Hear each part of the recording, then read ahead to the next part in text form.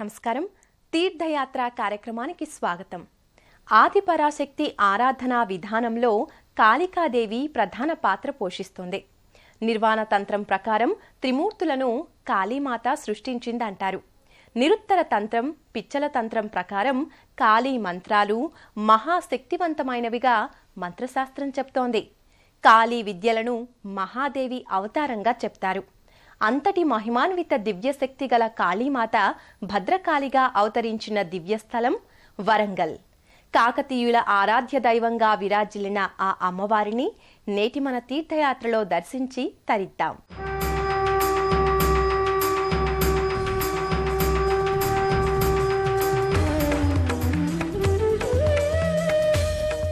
తెలంగాణ ఇంద్రకీలాద్రిగా పేరుగాంచిన వరంగల్ జిల్లా కేంద్రంలో భద్రకాళి క్షేత్రం అత్యంత మహిమాన్విత ధామంగా ప్రసిద్ధి చెందింది. నాడు రౌద్ర రూపంలోని ఆ తల్లిని కొలిచిన ఎందరో రాజులు యుద్ధాల్లో గెలిచారు. నేడు శాంత స్వరూపిణిగా మారిన ఆ అమ్మను భక్తులు ఆరాధించి అమ్మ అనుగ్రహాన్ని పొందుతున్నారు. 9 అడుగుల ఎత్తు, 8 చేతులతో గంభీరమైన రూపంతో భక్తులకు దర్శనమిచ్చే భద్రకాళీ మాత ఎంతో మహిమాన్వితమైన దేవిగా పూజలందుకుంటోంది. ఈ క్షేత్రం ఆవిర్భావం వెనుక ఎంతో చారిత్రక నేపథ్యం ఉంది.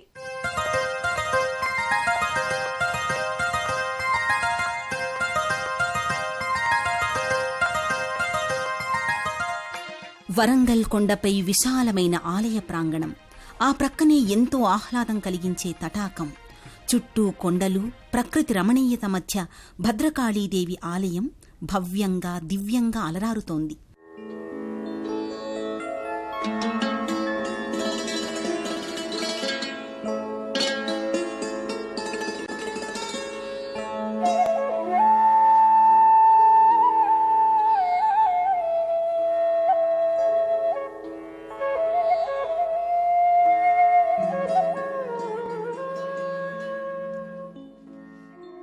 ఈ క్షేత్రానికి చేరుకున్న భక్తులకు ముందుగా స్వాగత తోరణం అమ్మ కొలువైన మణిద్వీపానికి ఆహ్వానం పలుకుతున్నట్టుగా ఉంటుంది. ఆ రమణీయ తోరణం నుంచి ప్రాంగణంలోకి ప్రవేశిస్తుంటే ఎత్తైన స్తంభాకృతులు, వాటి మీద ఆవిష్కృతమైన దేవతామూర్తులు ఆకట్టుకుంటాయి.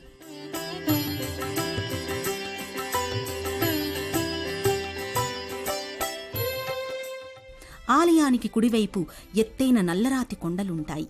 వాటికి దిగువలో పరమేశ్వరుడి విగ్రహం ధ్యానముద్రలో దర్శనమిస్తుంది. ఆ ప్రక్కనే జగద్గురువు ఆది శంకరాచార్యుల శిష్య పరంపరతో కూడిన ప్రతిమలు కానవస్తాయి. ఈ క్షేత్రం నిరంతరం భక్తుల రద్దీతో సందడి వాతావరణాన్ని సంతరించుకుంటుంది.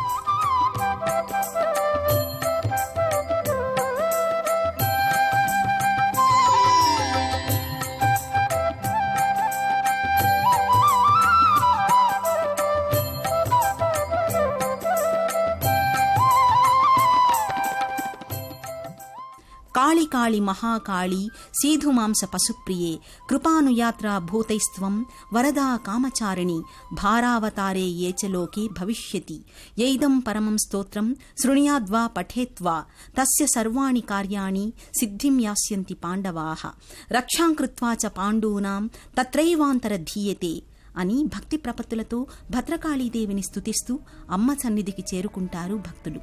అమ్మ కొలువైన ఆలయ ప్రాంగణమంతా అమ్మ నామస్మరణతోనే మారుమ్రోగుతుంటుంది.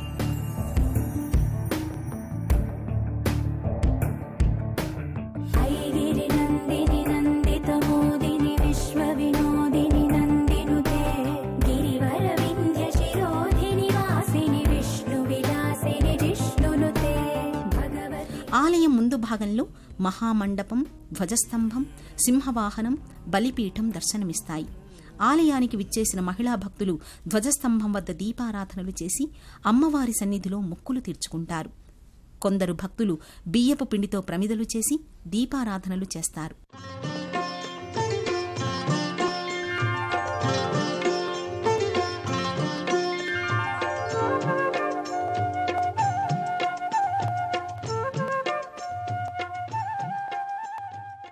ధ్వజస్తంభం ముందు సింహవాహనం అమ్మవారి సేవకు సిద్ధంగా ఉన్నట్టుగా గోచరిస్తుంది. మరికొంతమంది భక్తులు ప్రధాన ఆలయం చుట్టూ ప్రదక్షిణలు చేసి మనసుని బుద్ధిని నిర్మలంగా ఉంచి అమ్మ సన్నిధికి చేరుకోవడానికి ఉద్యుక్తులవుతుంటారు.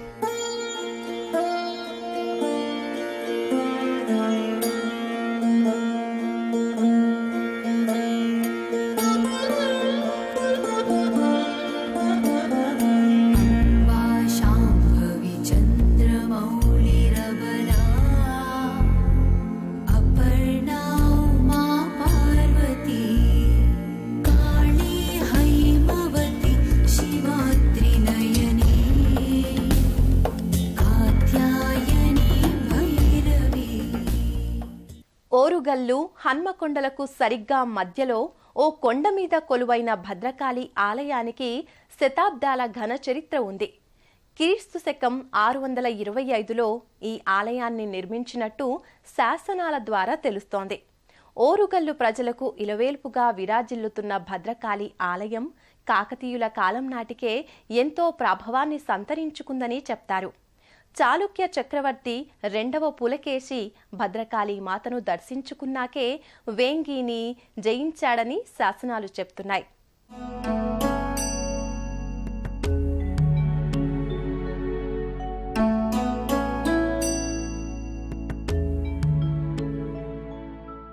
చాళుక్య చక్రవర్తి 2వ పులకేశి భద్రకాళిమాతను దర్శించుకున్నాకి వేంగీని చేజిక్కించుకున్నాడని చెబుతారు. కాకతీయుల కాలంలోనే ఈ ఆలయాన్ని నిర్మించారన్నది కొందరి అభిప్రాయం. రౌద్రరూపంగా ఉన్న భద్రకాళీదేవి ఆ తర్వాత శాంత స్వరూపిణిగా మారడం ఇక్కడి మరో ప్రత్యేకత.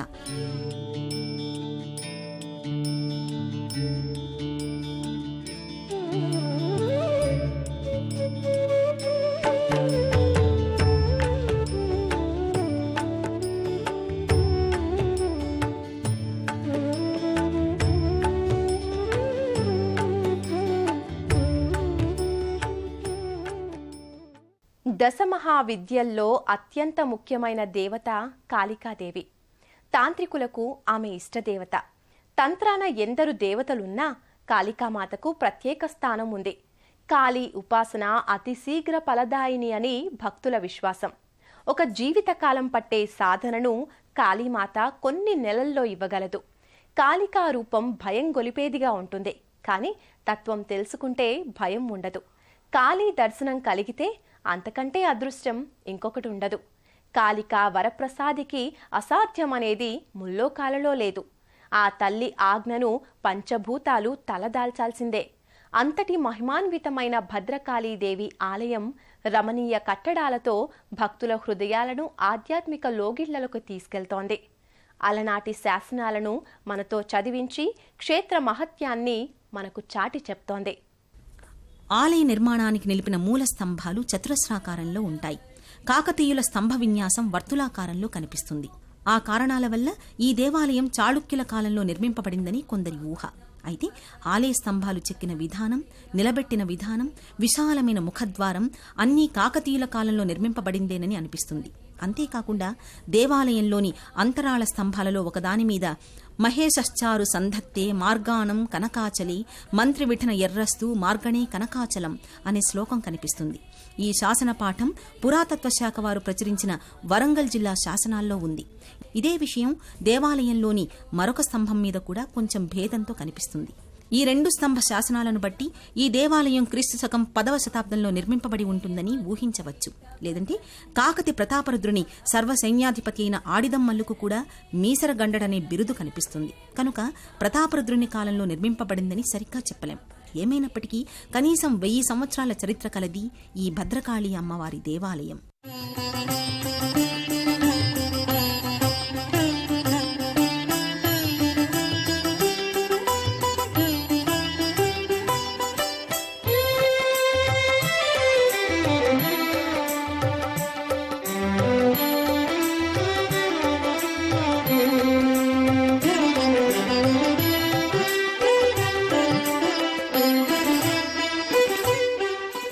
కాళీ సర్వశక్తిమయి పరబ్రహ్మ మహిషి అని దేవి భాగవతం స్తుతించింది.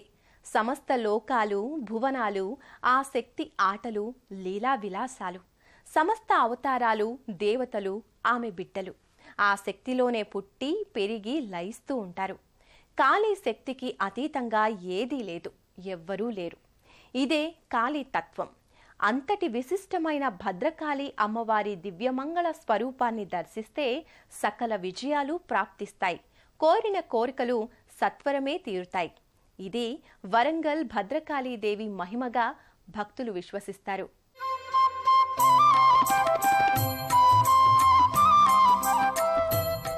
ఆలయ ముఖమండపం నుంచి గర్భాలయానికి చేరుకునే భక్తులు ఒక అద్వితీయమైన ఆధ్యాత్మిక అనుభూతికి లోనవుతారు. ఇక్కడ భక్తులు అమ్మవారిని కోరికలు తీర్చే ఇలవేల్పుగా కొలుస్తారు. భద్రకాళి అమ్మవారి విగ్రహాన్ని చూడ్డానికి 2 కళ్ళు చాలవంటే అతిశయోక్తి కాదు. విగ్రహం 9 అడుగుల ఎత్తు, అంతే వెడల్పుతో 8 చేతులను కలిగి ఉంటుంది. కుడివైపున ఉన్న 4 చేతులతో ఖడ్గం, చురిక, జపమాల, డమరుకం, ఎడమవైపున ఉన్న 4 చేతుల్లో గంట, త్రిశూలం, మస్తకం, పాత్ర ఉంటాయి. అమ్మవారు పశ్చిమాభిముఖంగా కొలువై ఉంటుంది. హరిద్రావర్ణ ఛాయలో అమ్మవారు సాక్షాత్తు హ్రీంకారాసన అనలగర్భిత అయిన ఆది పరాశక్తి ప్రశాంతమూర్తిగా భక్తులకు దర్శనమిస్తున్నట్టుగా ఉంటుంది.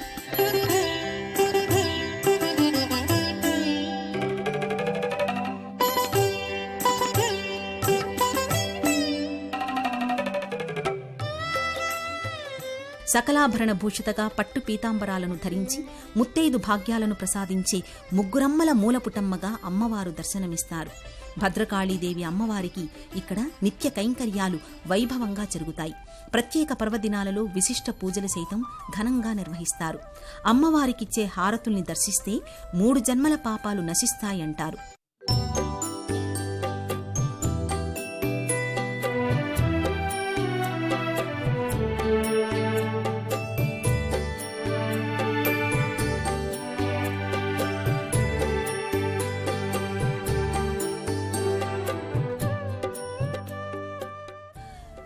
ఇక 1950లో పునరుద్ధరించే సమయం వరకు అమ్మవారు వ్రేలాడుతున్న నాలుకతో రౌద్రరసం ఉట్టిపడుతూ భయంకరంగా ఉండేది.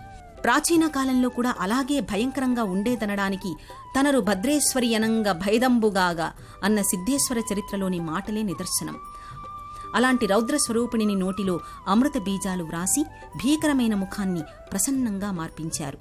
దక్షిణాచార సంప్రదాయ ప్రకారం అర్చింపబడే మూర్తి శాంతస్వరూపంగా ఉండాలనేది శాస్త్రవిధి.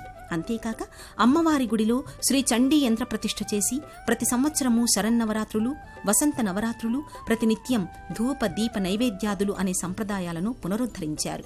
దేవాదాయ శాఖ అధీనంలో ఉన్న భద్రకాళి ఆలయంలో నిత్యం విశేష పూజలు జరుగుతుంటాయి. వీటితో పాటు ఏడాదిలో 4 సార్లు ఉత్సవాలను నిర్వహిస్తారు.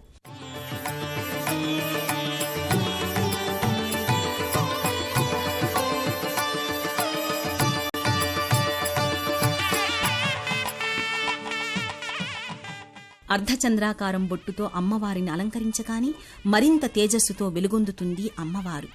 ఆ తల్లిని దర్శించుకున్న భక్తులు అర్ధచంద్రాకారపు బొట్టునే తమ నుదుటిపై అలంకరించుకోవడం ఆనవాయితీగా వస్తోంది. భద్రకాళి అమ్మవారిని తెలంగాణ రాష్ట్ర ముఖ్యమంత్రి శ్రీ కె చంద్రశేఖరరావు దంపతులు గత ఏడాది శరన్నవరాత్రోత్సవాల సందర్భంగా దర్శించుకున్నారు. దుర్గాష్టమి పర్వదినం అమ్మవారి జన్మ నక్షత్రం రోజున అమ్మవారికి 3,70,00,000 వ్యయంతో తయారు చేయించిన 11.7 కిలోల స్వర్ణ కిరీటం సమర్పించి ప్రత్యేక పూజలు నిర్వహించారు.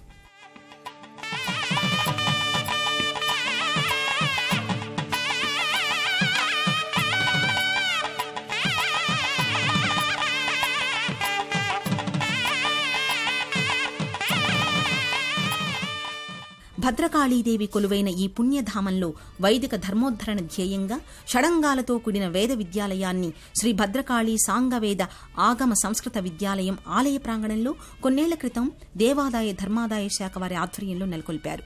ప్రకృతి రమణీయతతో పాటు నిరంతరం వేదఘోషతో దేవాలయ ప్రాంగణాన్ని దర్శించవచ్చిన భక్తులకు ఒక అనిర్వచనీయమైన దివ్యానుభూతి కలిగిస్తుంది.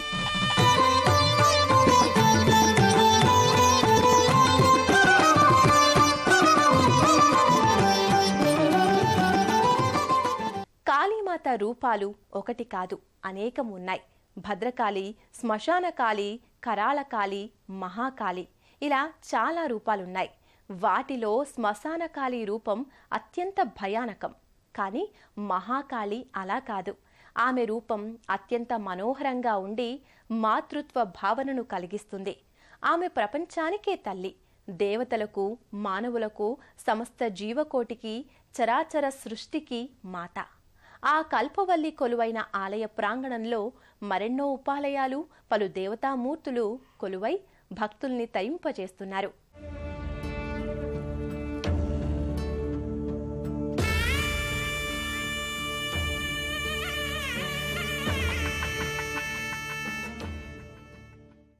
మహామండపంలో దక్షిణం వైపున ఒక శిల మీద చెక్కిన పార్వతీ పరమేశ్వరుల విగ్రహాలు ఉన్నాయి. ఈ విగ్రహాలు భద్రకాళి అమ్మవారి విగ్రహాలు దర్శనమిస్తాయి. ఇవి కూడా ప్రాచీన కాలం నాటివి అనిపిస్తుంది. అదీకాక ఇక్కడ ఈశ్వరుడు లింగ రూపంలో కాకుండా పార్వతీ పరమేశ్వరుల రూపంలో ఉండడం ఇక్కడి విశేషం.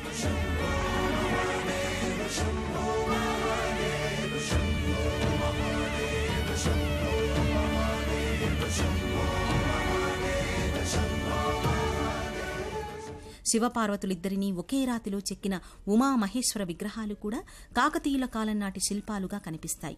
ఈ ప్రాంగణంలో కొలువైన భద్రేశ్వర స్వామిని కొలిచిన భక్తులకు సకల శుభాలు ప్రాప్తిస్తాయంటారు. స్వామివారికి అభిముఖంగా నందీశ్వరుడు కొలువై ఉంటాడు. ఈ స్వామివారికి ఇక్కడ నిత్య పూజా విధులు నిర్వహిస్తారు.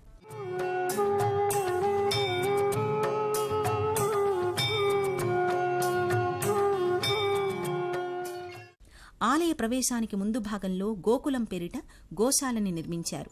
భద్రకాళి దర్శనార్థం వచ్చిన భక్తులు గోమాతలకు భక్తి శ్రద్ధలతో పూజలు నిర్వహిస్తారు. గోవు తోకను స్పర్శించి ప్రార్థిస్తారు. గోవు పాదాల నుంచి కొమ్ముల వరకు దేవతలు త్రిమూర్తులు కొలువై ఉండడం వలన గోవును సకల దేవతా నిలయంగా భావించి పూజలు చేస్తుంటారు.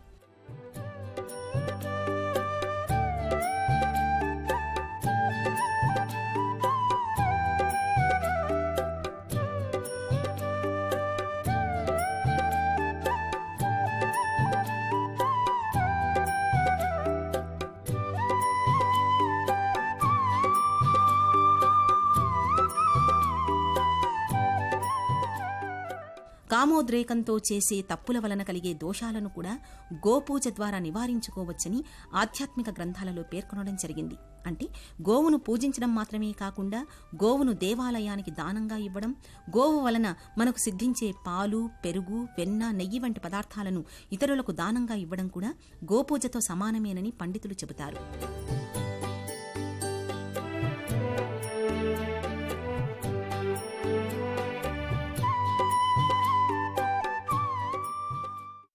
ఇదే ఆలయ ప్రాంగణంలో శ్రీవల్లీ దేవసేన సమేత సుబ్రహ్మణ్యస్వామి ఉపాలయం మరోవైపు కొలువై ఉంటుంది. సంతానలేమితో బాధపడేవారికి సుబ్రహ్మణ్యస్వామి సంతానాన్ని అనుగ్రహిస్తాడు. నేత్రదృష్టి వ్యాధులను కూడా నయం చేస్తాడని ప్రతీతి. మనోవ్యధలను సైతం రూపుమాపుతాడని, సంసారం ఎడబాటును తొలగిస్తాడని భక్తులు ప్రగాఢంగా విశ్వసిస్తారు.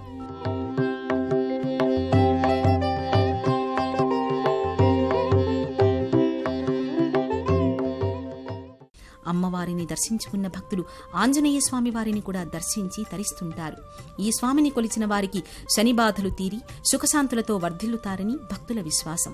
సింధూర ప్రియుడైన స్వామివారి రూపాన్ని దర్శిస్తే సకల పాపాలు నశించి పుణ్యఫలాలు సిద్ధిస్తాయి. మనోజవం మారుతతుల్య వేగం జితేంద్రియం బుద్ధిమతాం వరిష్టం. ఇవే కాక నైరుతి భాగంలో వల్లభ గణపతి ఆలయం నెలకొని ఉంది. లంబోదరుణ్ణి ఆరాధిస్తే కార్య విజయాలు కలిగి సకల విఘ్నాలు తొలగిపోతాయి.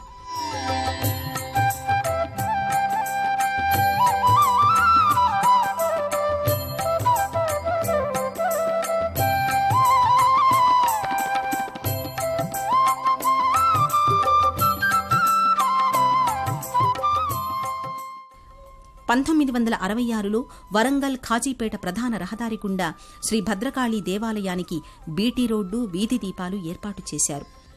ప్రసిద్ధ స్థపతి గణపతి స్థపతి గారి నేతృత్వంలో దక్షిణ భారత దేవాలయ సంప్రదాయానికి అనుగుణంగా ఆలయ శిఖరం, మహామండపం, శాలాహారదులు సైతం నిర్మించారు. కాకతీయ సామ్రాజ్యం పతనం తర్వాత భారతదేశానికి స్వాతంత్ర్యం వచ్చి తెలంగాణ ప్రాంతం ఇండియన్ యూనియన్లో విలీనం అయ్యే వరకు కూడా మతాంతరుల పరిపాలనలో ఈ తెలంగాణ ప్రాంతం ఉండి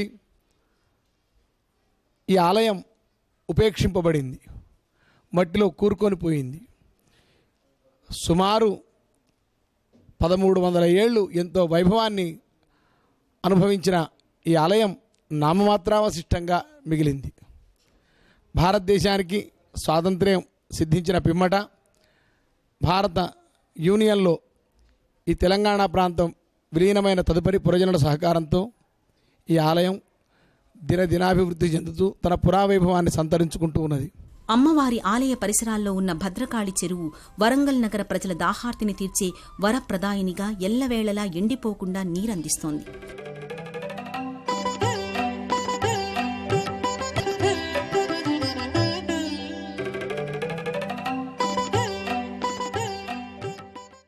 ఏకసనాశినిగా దర్శనమిచ్చే వరంగల్ భద్రకాళీదేవి అమ్మవారిని దర్శిస్తే తీరని కోరికలుండవని భక్తుల విశ్వాసం. అంతటి మహిమాన్విత శక్తిగల భద్రకాళి క్షేత్రాన్ని దర్శించుకున్నాం కదా. ఆ అమ్మవారి కరుణా కటాక్ష వీక్షణాలు మనందరిపై ఎల్లవేళలా ఉండాలని ఆశిస్తూ మరో క్షేత్ర దర్శనంతో మళ్ళీ కలుసుకుందాం. అంతవరకు సెలవు. నమస్కారం. పుణ్యక్షేత్రాల దర్శనం, అపురూప ఆలయాల సందర్శనం, తీర్థయాత్ర కార్యక్రమాన్ని ఇప్పుడు యూట్యూబ్ ఆన్లైన్లో www.youtube.com/ETV తెలంగాణ లింక్ ద్వారా కూడా వీక్షించండి.